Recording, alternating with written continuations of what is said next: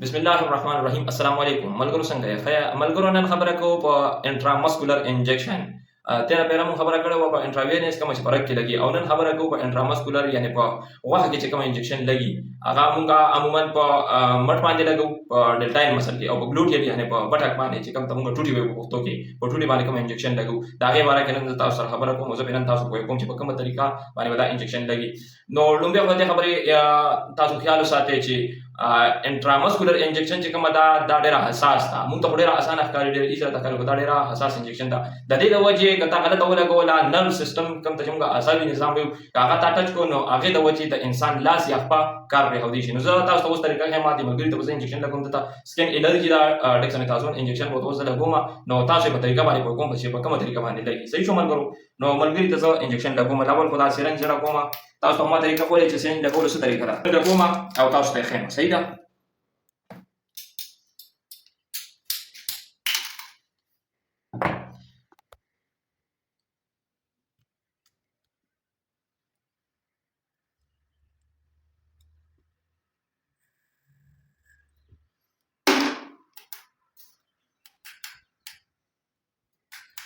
دا ایر چې کوم دی، دا ایر د دې سرنج دا هوا چې پکې کومې دا بلبلکۍ چې پکې داسې ښکاري، دا سرنج عموما لګوئ. ها ابل ته زه اوس ښیم چې دا ولې وجه څه ده.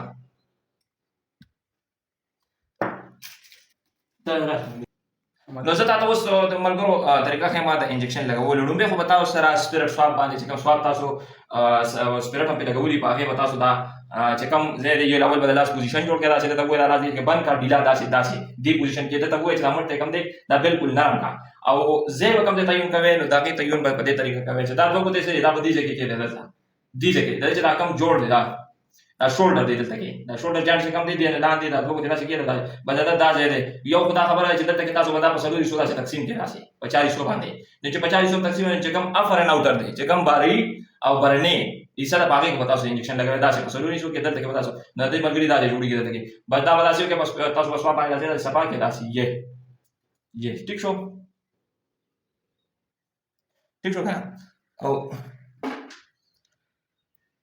بله دا خبره یاد وساتئ چې کله انجکشن تاسو غلطه ولګوله، غلطه مطلب دا چې تاسو ته چا ووایي چې یاره زما خو دا لاس درد کوي، چې درد کوي نو دلته به ته معاینه وکړې. څنګه به معاینه وکړې؟ دا ځای به ته وګورې چې آیا دې سوروالی خو نه دی کړی، شینوالی خو نه دی کړی. که شینوالی کړي یا سوروالی کړي نو دې ته به ته په هغه ټایم کې چې کوم ټایم کې تا انجکشن ولګولو، تاسو ته مریض دا کمپلینټ وکړو، دا هغې درته وکړو چې یاره زه خو لاس مې درد کوي، نو فوراً هغه وګوره که دا علامات پکې ظاهر شوي، سور شوي او یا شین شوي، نو په هغه ټایم کې به دا لاس چې کوم دی 10 نه واخله 20 منټه پورې به دا ګرم وساتئ، ګرم.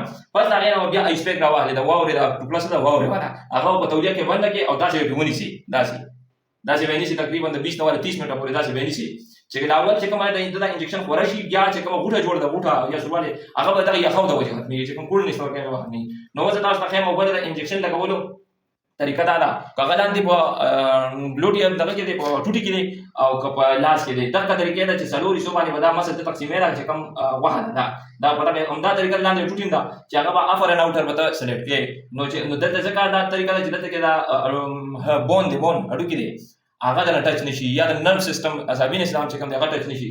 نو ته به داسې کوې چې دا به راواخلې انجکشن او 90 ډګري باندې به دا ته داسې انټر کړې، داسې ګوره ورته، ها داسې، او داسې دا نیډل به شاته پوش کړې، چې شاته یې پوش کړې داسې یې طریقه داسې.